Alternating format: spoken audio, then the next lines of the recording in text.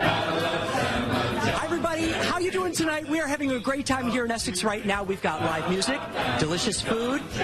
You can't beat it, especially because the sun's out, and we have a room full of new friends. 20 towns in 20 days continues. Coming up. Towns in 20 days takes us to Essex. Yes, tonight Drone 3 is giving us, oh, look at that. Isn't that beautiful? Beautiful bird's eye view of this community that sits along the Connecticut River in Middlesex County. Channel 3's Mark Zinni is live there with much more. Mark, one of our favorite places I understand you're going to today? Yes, hi, Dennis and Denise. You can't beat it. Cliff Haslam and the jovial crew playing right now here in the tap room at the Griswold Inn. They're here every Monday night. We have an incredible crowd of people here. Say hi, everybody. Singing along, having a blast. I personally, look, I got to be honest, I absolutely love this town. You cannot beat Essex. The shops, the dining, you name it, they have it. Take a look. Essex, in its old world warmth and charm, is arguably the most New England feeling town in this part of New England. But we wanted to be in Essex because when I was here about a year ago, we only stayed a few minutes, and it was so fascinating. Kind of reminds me of Williamsburg and other places we've been. Fewer than 7,000 people live here today, but thousands more come to visit, including Susan Crosby from Kansas City. I like the architecture. I like the fact that the buildings are old, and everyone we've met here has been very, very friendly. So I would say those are three great things for Connecticut. That's for sure. Well, enjoy your time. We will. It's hard not to enjoy yourself here. Essex became a town in 1852, and the township is really three separate villages, including nearby Ivoryton and Centerbrook. But Main Street, Essex, is right on the Connecticut River, where the appropriately named Connecticut River Museum celebrates the history of the river.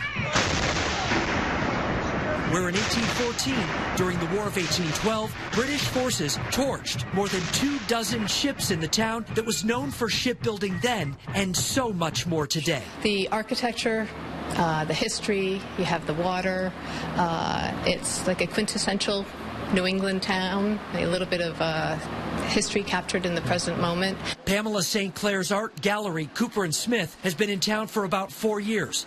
From art to restaurants, to the Essex steam train, to antique stores and specialty shops. You will find it all. Well, you feel great here. I mean, it's a great, relaxing place to come. We've got history, we've got architecture, we've got the river, and the things that go with it. It's scenic, and it's relaxed, and it's a fun place to be. And there's plenty of chocolate. Yeah, we do have great chocolate here. Truffle Shots opened in 2012, and they offer shots of chocolate. So if that doesn't get your attention, the scenery sure will. Just ask Joanne and Gary Carlson from Niantic. They ride their bikes all over the place, but say nothing beats this place. It's just a beautiful ride along the river coming up here, and then you come down here. It's just a neat little town, you know, and usually all the boats are out here. It's beautiful. It is absolutely beautiful, and it's especially beautiful today because the sun finally came out. I want to show you, there's Cliff right there playing in the middle. This band has been performing here for decades. As I said, live music 7 days a week. We're in the tap room of the Griswold Inn. They call it the Gris here in town. This place dates back to 1776. So coming up in about an hour, we're going to tell you a lot more about the Griswold Inn. And we're also, in the next half hour, going to check out the outside because Essex is gorgeous everywhere we go. But you also have a special group of people out there that are going to get $1,000, and they are super excited. I did not even know that this organization existed here in Essex, but I was glad we found it, and I'm glad we can help it out. So make sure you stick around for that coming up in about a half hour. But in the meantime, I know Mark Dixon is outside. He's right in front of the Grizz right now because it's absolutely gorgeous, Mark. The sun finally came out. And tonight we are headed to the Connecticut River Valley, to the beautiful town of Essex. All year long there's so much going on and so much to offer for anyone who visits. Yes, it sits along the Connecticut River in Middlesex County. Located in Essex is Bikes for Kids. And that is an organization that makes kids smile one bicycle at a time. Channel 3's Mark Zinni is live in Essex to give the organization a big surprise. Mark, take it away. Hi, you guys. This is so exciting. You know, the last half hour, of course, we were inside the Griswold Inn. We showed you all around Essex. You were just saying how amazing this town is. The word you hear over and over again is quintessential. Quintessential New England. And when we started doing a little research about what organization we wanted to help in town, we were so fortunate to find one that I had never heard of before. But it's this amazing group called Bikes for Kids. And this is a good representation right here of this organization because they got a lot of people here because for many years they've been doing some incredible work here in Essex, and Dave Fowler is with the organization. Dave, first of all, thank you very much for being with us right now. Thank you for having us down today. So you're marking a milestone this year, right? What, 30 years? We are. This is our 30th year. We're kicking this off today with some activities throughout the rest of the year, some bike safety classes and repair tune-ups and things. So. Well, it's really something. I know we have some video of the inside of your facility right here in Essex, and it's unbelievable. It really looks like a toy store. It's just filled with bikes hanging from racks. Yeah. You guys collect bikes, you fix them up, and then you make sure kids have one, correct? Yeah, we are strictly a needs-based organization, and we provide bikes to kids in the state, sometimes out of state and overseas, with bikes that would not normally have one otherwise through whatever reason. It's interesting because when I was talking with some of the folks from the organization, you don't say no to anyone who needs a bike. Right. We try to service everybody that has a true need and give them a bike that would be suitable for them. You've given thousands away. We've given away, we're about 400 bikes shy of 23,000 bikes, all donated. We never sell them, all given away.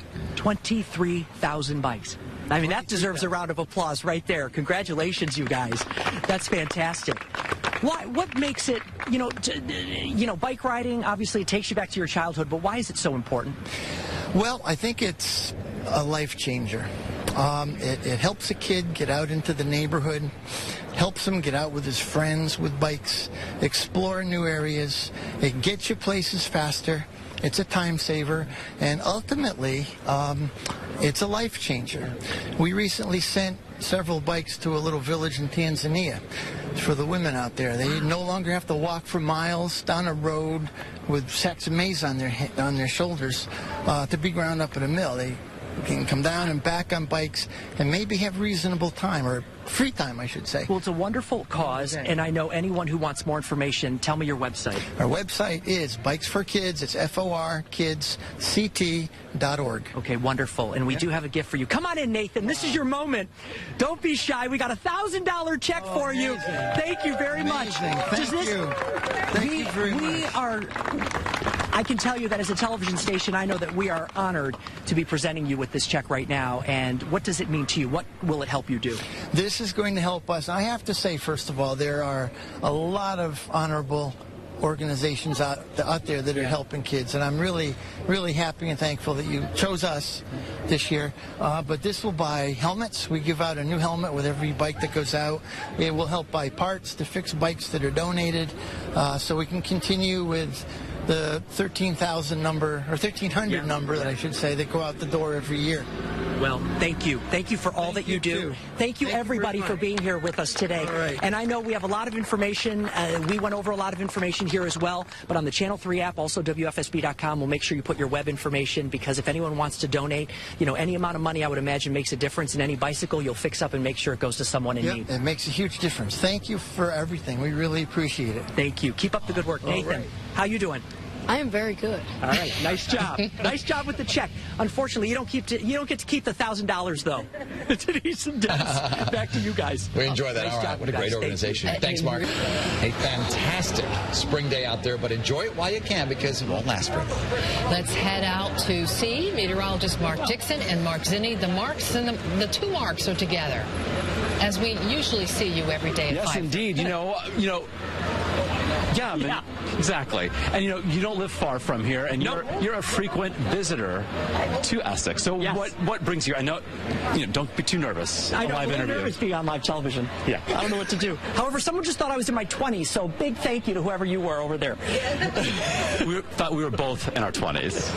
Okay. Let the record. What was the question? I'm very nervous. What brings you here all the time? Because I know that I've been here with you as well, and you're a frequent visitor. Listen, you cannot go wrong. You cannot go wrong in Essex. Essex, from the restaurants, the history, the scenery. I mean, everywhere you go, it's just fun to come and walk up and down Main Street. Not to mention, everyone is so incredibly friendly. So thank you to everyone for coming out today. And I know I brought my mom here during the holiday season too, so it's a whole nother experience then. So you need to come multiple times a year. And here at the Grizz, at Christmas time, they have carolers throughout the whole place. So it's fun. You eat dinner and people sing to you Christmas songs. Awesome. But we're not talking about winter or Christmas-like weather. We're looking good for the rest of this evening. All right, everybody, we're coming to you live right now from inside the Griswold Inn. This is awesome. Dates back, Mark. This room alone dates back to the 1700s. It's incredible. We're going to show you around the Grizz coming up right after the break.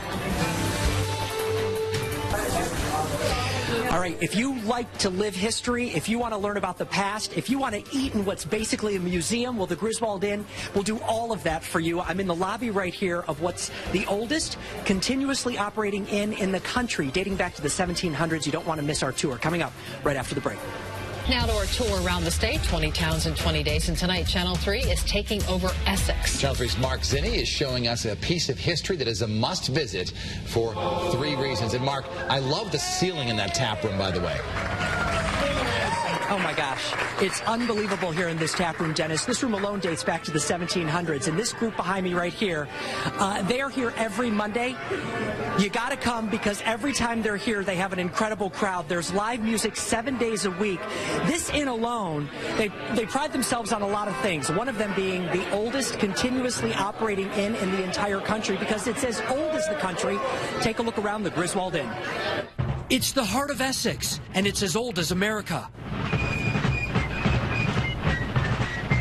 Yes, the Griswold Inn really opened in 1776, making it the oldest continually operating inn in the country. It was just part of life. The Grizz was always the centerpiece of the community. It was always a place where you ran into people you knew.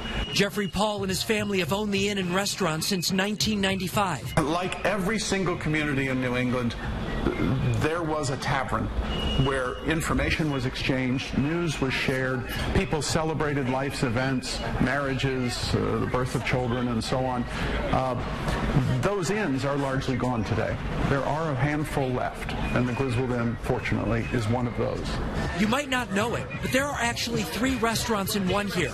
The Griswold Inn with classic meals, the wine bar that opened 14 years ago with small plates and 50 wines by the glass, and that tap room, the original Essex Schoolhouse, once named by Esquire magazine as now one of the great bars of America.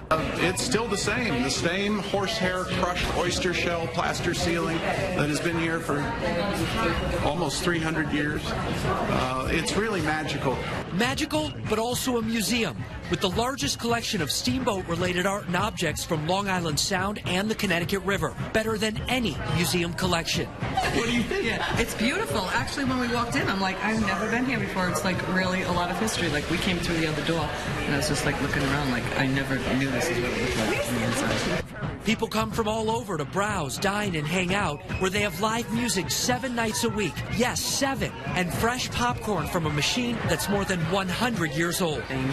Good food, a lot of fun. We can sit and chat and converse with friends without feeling rushed. A place that still performs the same function today as it did in the past.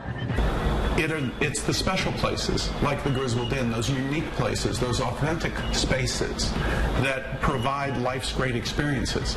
And what we want people to take away is, wow, that place is special.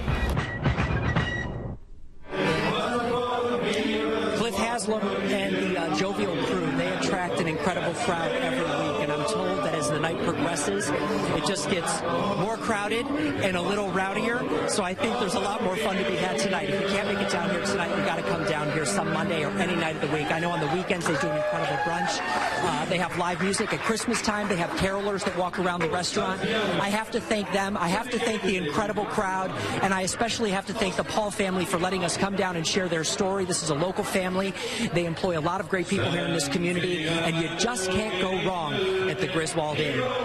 It's been an honor for me to be here to share their story today and also to give $1,000 to such a wonderful organization based right here in Essex. So I know Mark is outside. He's in the front right now of this beautiful historic building. Mark, you've had just as much fun as I've had this afternoon. very, very nice on this Monday evening. There's Zinni. You must not have heard my request for popcorn. No, I couldn't. Live music in there. It's so much fun. But the popcorn's delicious. It is. And that wraps it up for us. I know. Thank you to everyone in Essex today. This is so much fun. And the weather cooperated. Wish we could say it's going to be this way for every stop, but well, yeah, we'll still be there.